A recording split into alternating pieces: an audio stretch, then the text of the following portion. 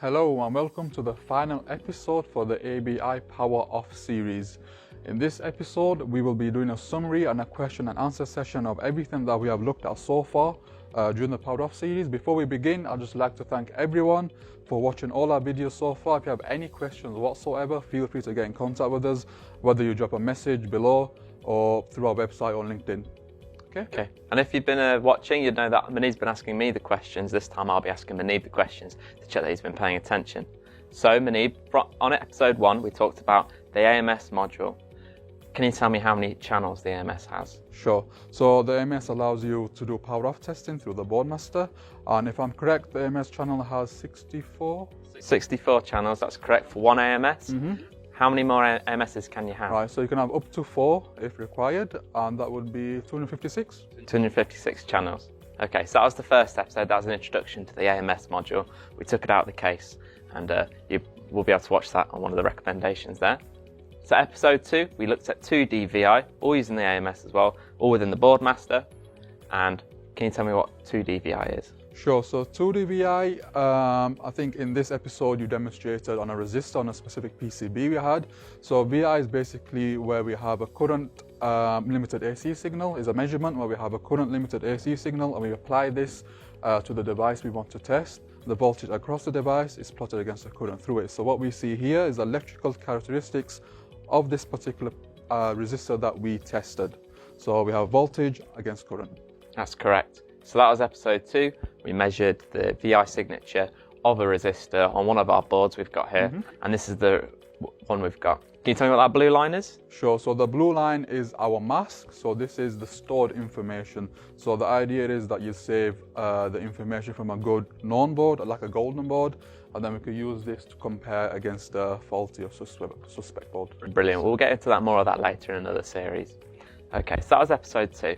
Episode 3, we looked at 3D VI. Yeah. I think we measured a capacitor and compared that against another capacitor. Can you tell me what the difference is between 2D VI and 3D VI? Of course. So 2D VI, we have 2 axes, which is voltage against current. With 3D VI, we also have frequency. So this is useful when we want to test and look into components in more detail that are frequency dependent. So for example, you have capacitors, inductors, and so on. So what this allows you to do is sweep through the range of frequencies to see how your device responds depending on the frequency over the frequency range. So for example, we may have a capacitor that's completely fine at high frequencies, but at lower frequencies it may show let's say leaky characteristics. So this easily allows you to identify faults with components like these. Brilliant. So that was a summary of episode 3. We looked at 3D VI.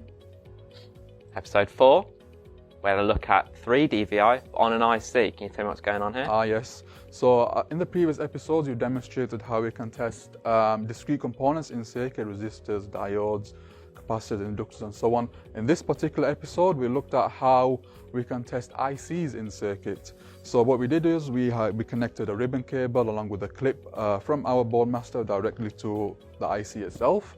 And we did a VI test on the IC. So we chose how many pins our IC was, and then we basically started the test. And what we see here is the electrical characteristics of each pin to the ground. So we had the ground as a reference in this case.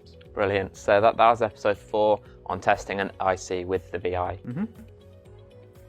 Episode 5, we'll look at testing the IC again, but as you can see, it's a bit different. We were using matrix VI instead of 3D VI. Can you tell me the difference between 3D VI and matrix VI? So matrix VI, another exclusive test available with the BoardMaster, as with the 3D VI, very exclusive, not being seen anywhere else. So the matrix VI differs to the traditional VI as since we are using each pin as a reference. So this gives you a good idea of what is going on within the device itself. With the traditional VI, it gives you more of an idea of what is going on around the device, as we are using the ground as a reference. But since each pin is being used as a reference with the matrix VI, it gives you a good understanding of what is going on within the device itself. So each pin is being tested against each other, pin 1 against pin 1, pin 1 against pin 2, and so on. For example, let's say we have a 20-pin device, maybe 20 lots of 20 tests, so 400 in total. And as demonstrated by itself, all those tests happen almost instantly. That's correct. So in episode 4, we looked at testing an IC. looking at the VI signatures from external to the IC to the ground. This time we're looking at as VI signatures within the IC. Internally, exactly.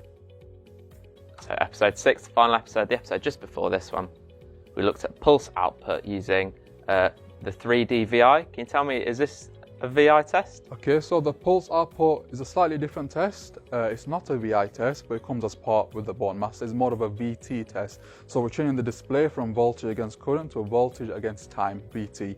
So this test is useful for gate-activated devices, for example, transistors. You demonstrated on an NPN transistor, is that right? Yes. Okay. I used the transistor on one of our boards we got here. Sure. So what this allows us to do is trigger a pulse and see how our device responds. We could check the voltage, we could check the time the pulse is triggered, we could check the time the device is activated, and we can use this to test against or to compare against the specification, to compare against another component, and to see various other details of our device to make sure it's operating as it should. Brilliant. Okay, Minnie, I think that's 6 for 6. You got them all right. Great. We'll see how well I do in the next season. Sure. But yeah, so you can check up on all those episodes in the recommendations. They'll all be in a playlist as well. Don't forget to subscribe so you get the next season coming as well. Anything you'd like to add? Sure, just to point out that the next season will be a power on.